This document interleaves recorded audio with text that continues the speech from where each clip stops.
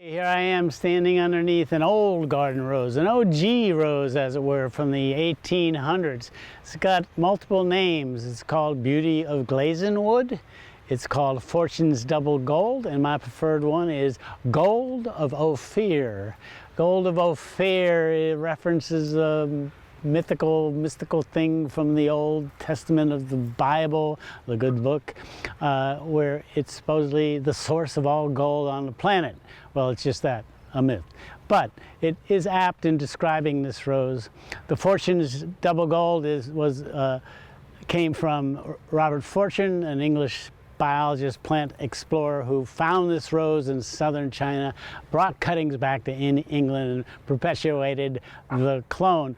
Beauty of Glazenwood was apparently the estate that he had, that he planted the rose at. But Gold of Ophir, it's what the British call a cottage-eating rose. You just plant it at the base of a small building and it takes over, smothers it. We have it growing on a trellis here, and it's a typical of old garden roses. It's profuse with bloom for a very short period in the spring. 4, maybe 5 weeks. The rest of the year it's just foliage. So it is, I might add, thorny. So which helps it to climb and scramble up either a trellis or a structure. So let's look at the blooms here. They're not pretty, but they are profuse. Kind of golden yellow, a little tinge of pink at the base of the petals, and whew! From the words of a song by Sam Cooke about the scent, you send me, honest you do. Okay, we're standing nearby another old rose, French rose, a noisette rose, pardon my French, N-O-I-S-E-T-T-E, a series of roses that can't decide are they tall bushes or short climbers, so they do what they want in that regard.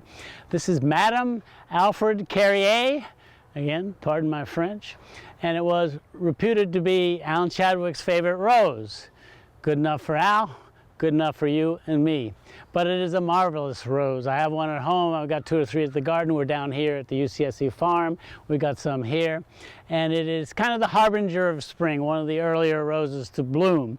And again, old-fashioned roses are nothing like modern roses. Their blooms, their habit, their period of bloom and all that. Generally old-fashioned roses, old garden roses, bloom once profusely in the spring, stop the presses. This Madame Alfred Carrier is an exception to that rule. It has a big spring bloom. We're kind of in late end of it now. And then it has, you know, intermittent summer bloom and another strong bloom again in the fall. And bad English as it is, ain't nothing not to like about this rose. It is either a large shrub or a short climber, as you wish. It's self-supporting, or you can grow it on a trellis. You can do just about anything with it. But of course the big treat is the flowers. It's almost always got a bloom or two on it, no matter what the time of year, but a big flush in the spring. And these are not your modern hybrid tea florist roses. These are loose, floppy things. White with a little cream pink in the center. And what really distinguishes this rose is its scent, which is very citrusy, lemony like that. So you could train this in a more formal fashion, or you could just let it go to town like this. That's my preference.